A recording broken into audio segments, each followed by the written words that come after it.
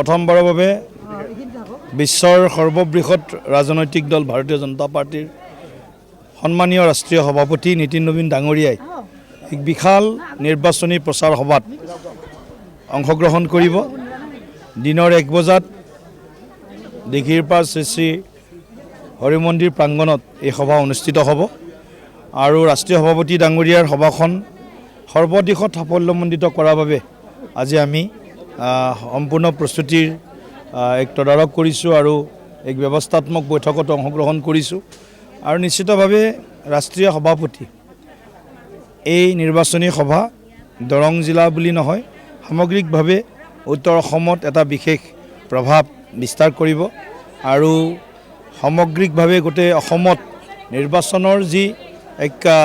উদুলি মুদুলি পৰিৱেশ য'তে গৈছোঁ ত'তেই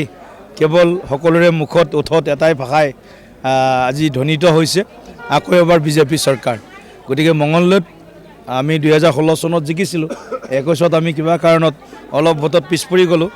এইবাৰ মঙলদৈত নিশ্চিতভাৱে ভাৰতীয় জনতা পাৰ্টীৰ প্ৰাৰ্থী নীলিমা দেৱী ডাঙৰীয়াই ৰাইজৰ পদূলিয়ে পদূলিয়ে গৈছে, আশীৰ্বাদ বিচাৰিছে, আশীৰ্বাদ লৈছে আৰু নিশ্চিতভাৱে আমি বিশ্বাস কৰিছোঁ মঙলদৈ সমষ্টি এইবাৰ পুনৰ বিজেপিৰ হাতলৈ উভতি আহিব ৰাইজৰ সমৰ্থন আৰু আশীৰ্বাদৰ পৰিণামস্বৰূপে আৰু চিপাঝাৰ সমষ্টিটো ডক্টৰ পৰমানন্দ ৰাজবংশী ডাঙৰীয়াই বিপুল ভোটত তেখেতো তাৰ পৰা জয়লাভ কৰিব। এইফালে টংলা সমষ্টিত বিকন চন্দ্ৰ ডেকাদেৱেও নিশ্চিতভাৱে তাত আমাৰ NDA মিত্ৰ দলৰ সমৰ্থনত বিশেষভাৱে তাত BPF যিহেতু প্ৰাৰ্থী দিয়া নাই, বিজেপিয়ে প্ৰাৰ্থিত্ব প্ৰক্ষেপ কৰিছে BTCত টংলাত। গতিকে বিজেপি দলৰ প্ৰাৰ্থী মনোনীত প্ৰাৰ্থী বিকন ডেকাও বহুল ভোটত তেখেত নিৰ্বাচিত হৈ অহাৰ এটা পৰিৱেশ ইতিমধ্যে ৰচনা হৈছে। প্ৰথমবাৰৰ বাবে বিশ্বৰ সৰ্ববৃহৎ ৰাজনৈতিক দল ভাৰতীয় জনতা পাৰ্টিৰ সন্মানীয় ৰাষ্ট্ৰীয় সভাপতি নীতিন নবীন ডাঙৰীয়াই এক বিশাল নিৰ্বাচনী প্ৰচাৰ সভাত অংশগ্ৰহণ কৰিব।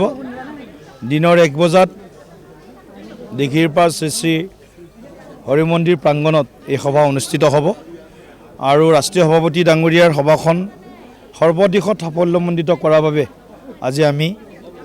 সম্পূৰ্ণ প্ৰস্তুতিৰ এক তদাৰক কৰিছোঁ আৰু এক ব্যৱস্থাত্মক বৈঠকত অংশগ্ৰহণ কৰিছোঁ আৰু নিশ্চিতভাৱে ৰাষ্ট্ৰীয় সভাপতি এই নিৰ্বাচনী সভা দৰং জিলা বুলি নহয় সামগ্ৰিকভাৱে উত্তৰ অসমত এটা বিশেষ প্ৰভাৱ বিস্তাৰ কৰিব আৰু সামগ্ৰিকভাৱে গোটেই অসমত নিৰ্বাচনৰ যি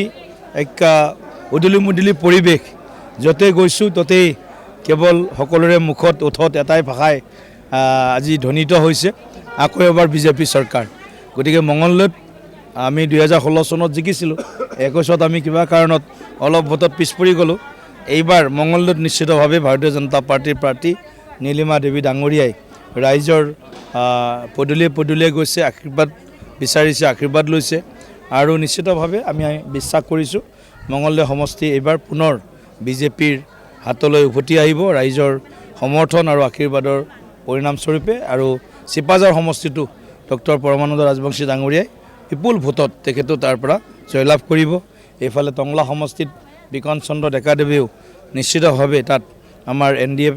মিত্ৰ দলৰ সমৰ্থনত বিশেষভাৱে তাত BPF যিহেতু প্ৰাৰ্থী দিয়া নাই, বিজেপিয়ে প্ৰাৰ্থিত্ব প্ৰক্ষেপ কৰিছে BTCত টংলাত। গতিকে বিজেপি দলৰ প্ৰাৰ্থী মনোনীত প্ৰাৰ্থী বিকন ডেকাও বহুল ভোটত তেখেত নিৰ্বাচিত হৈ অহাৰ এটা পৰিৱেশ ইতিমধ্যে ৰচনা হৈছে।